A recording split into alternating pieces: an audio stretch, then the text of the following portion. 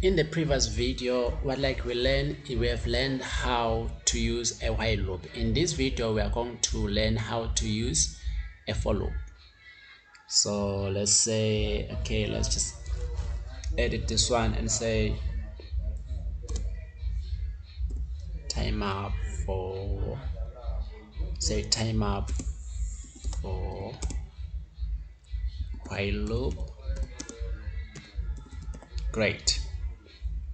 So now what we're going to do is here we are going to use the same example for the exam time.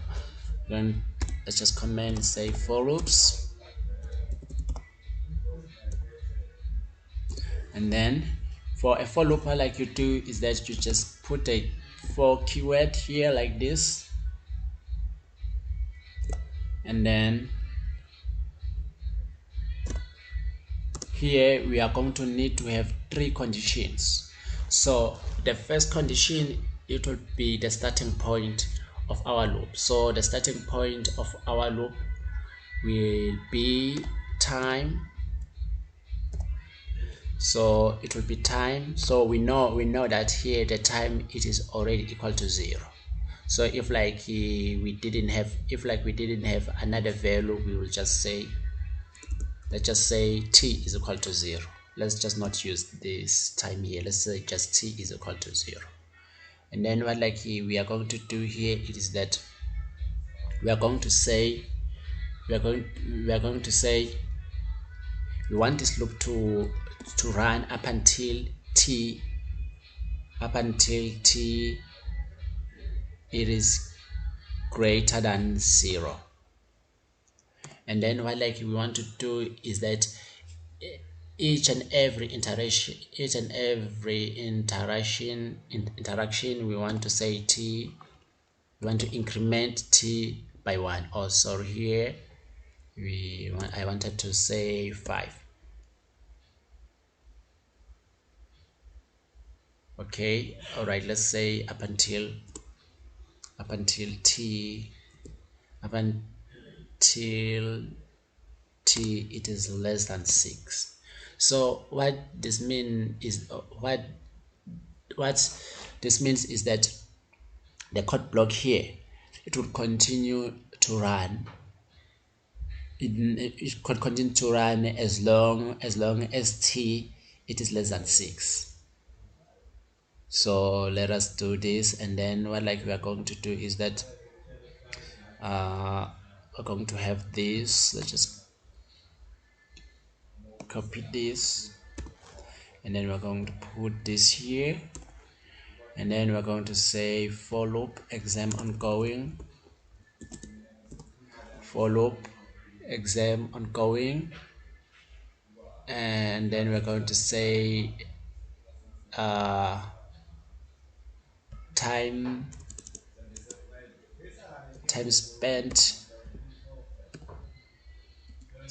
is going to say time spent, it is this t here, it is this t here. So now what it will do is that it will count up until to 5. So it will say 0. It will first run for the first time, it will be 0, and then for the second time this incrementation it will give this one to be 1, and then 2, 3 up until 5.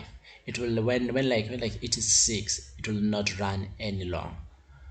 So after that, it is when we are going to have to print this one. We're going to say copy, and then we're going to say time up for loop, and then let us save this, and then let us abort, and then let's say build and run. All right, so we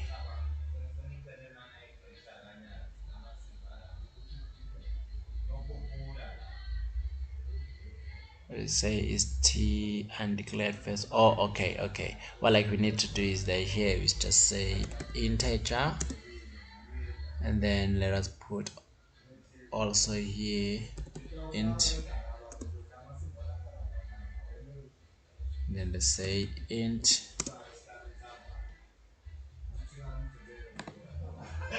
and then let's say build and run.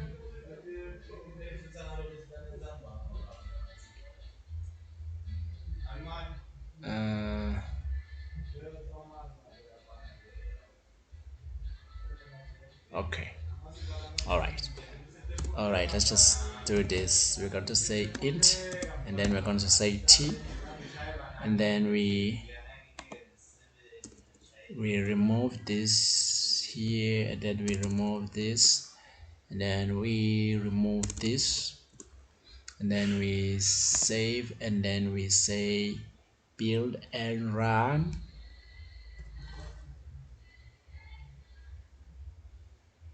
So we still get an error. 78, what does it say?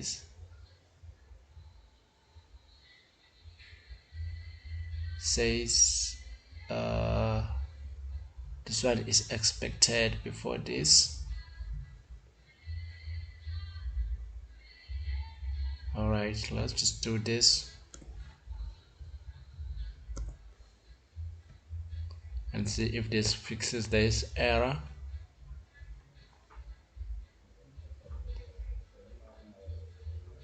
And it says expected expression before this.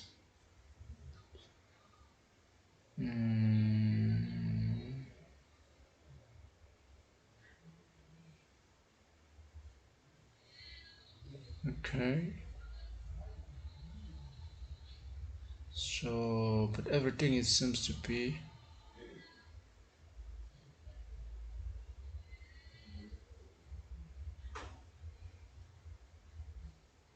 correct here.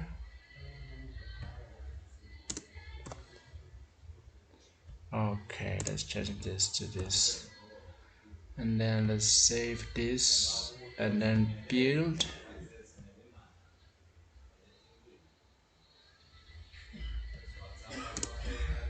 And then we say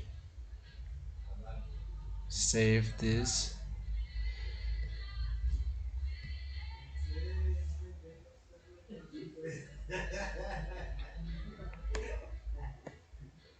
There we go. So now we got it right here. So the mistake that we did here is that instead of this, what we did is that we just put this. If you put this like this,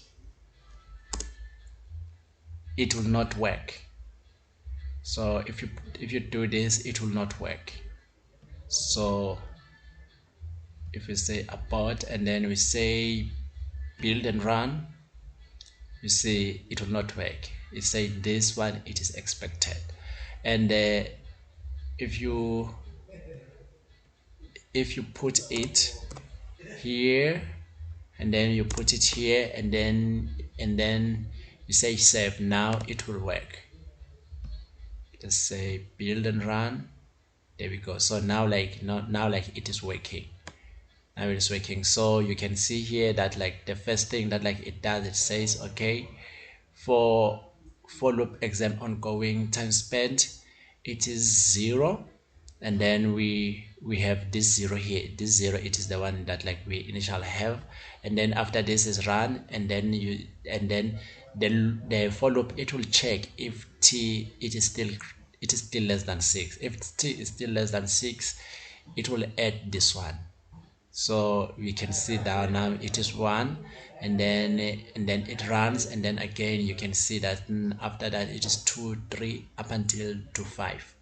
And then after that it is completed, and then it will say time up for loop. So great. So that's it for this video. And then another thing, I think special note is that you have to note how you put the expression here.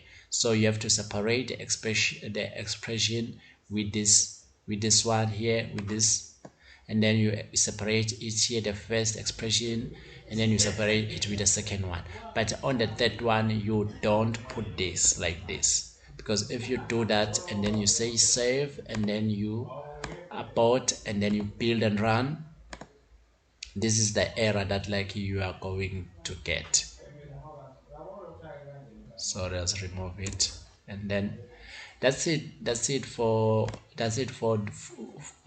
the loops for this course. And then another loop that like it is widely used to display data or to loop through data. It is called for each loop. It is called for each loop. So we are going to talk about for each loop in the next video.